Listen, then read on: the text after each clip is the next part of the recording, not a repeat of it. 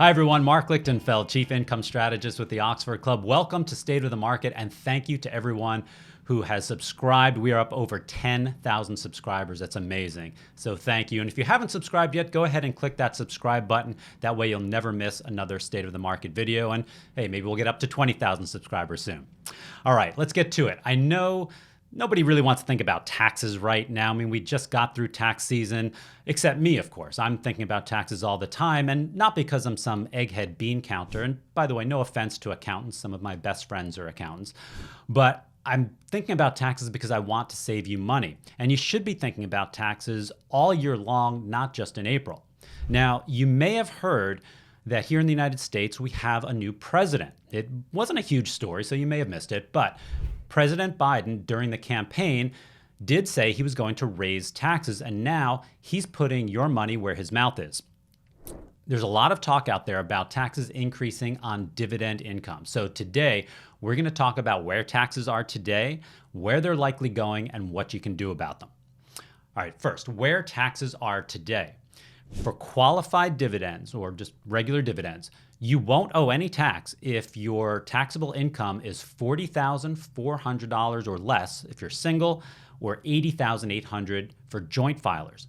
Now, if you're in this category, this is a great deal because if you invest your money in something like a CD or a bond or other interest-bearing investments, you'll pay your ordinary income tax rate on that interest. But with dividends, you will pay no tax if you are below that threshold. So it'll be tax-free. That is a fantastic opportunity to start to grow your wealth. If your taxable income is between $40,401 and $445,850 for single filers, or $80,801 and $501,600 for married filing jointly, you'll pay 15% on your dividend income above those figures, and you'll pay 20%.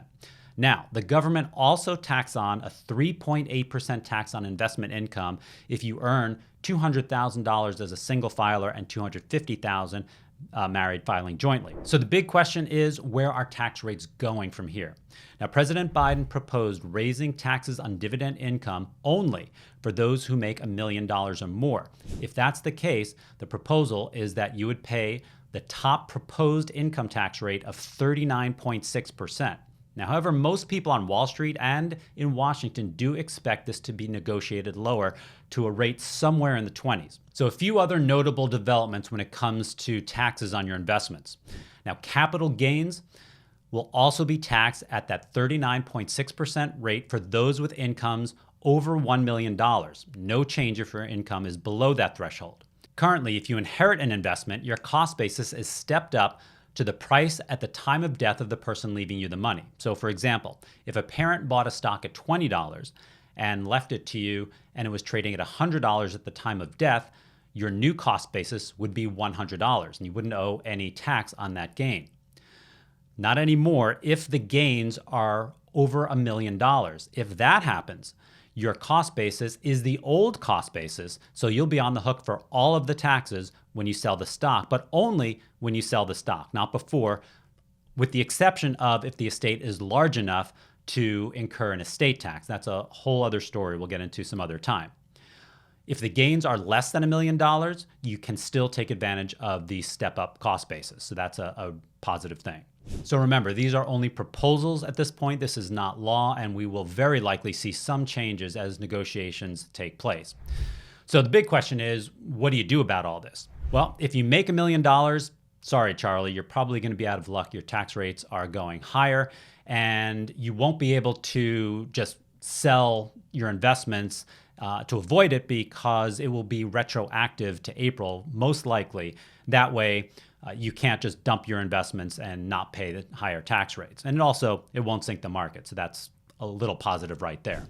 If you make less than $1 million, there's nothing specific you really need to do at this time, though you should always be thinking about your taxes and how to minimize them because after all, it's not what you make, it's what you keep. That's really important.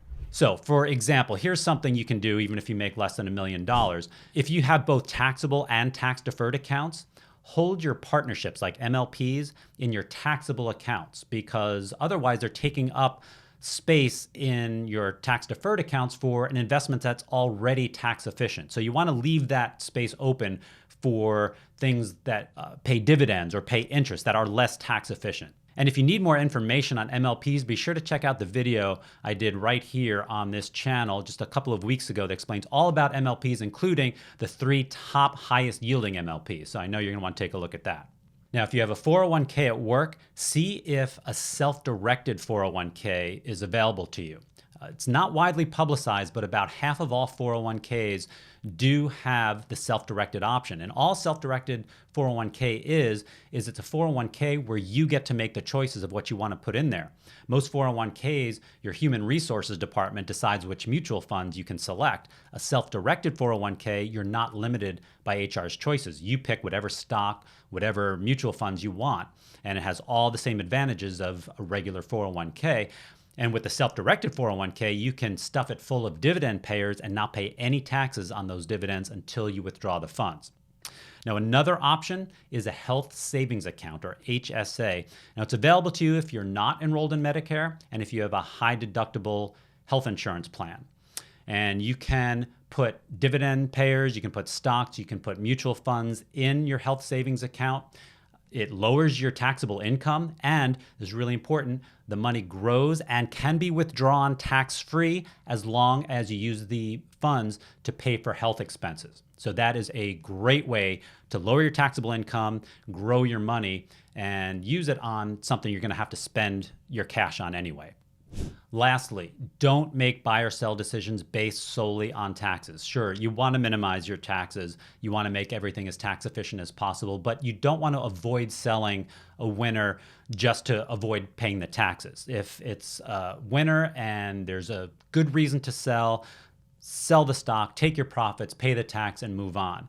And likewise, don't sell a loser only for tax purposes. If you think that the stock has potential, think the investment can come back, don't sell it just to take the capital loss. That's usually a very big mistake. Oh, and one last tip. If you're going to make $1 million this year, maybe ask your boss to reduce your salary to $999,999 because that will save you a bundle in taxes.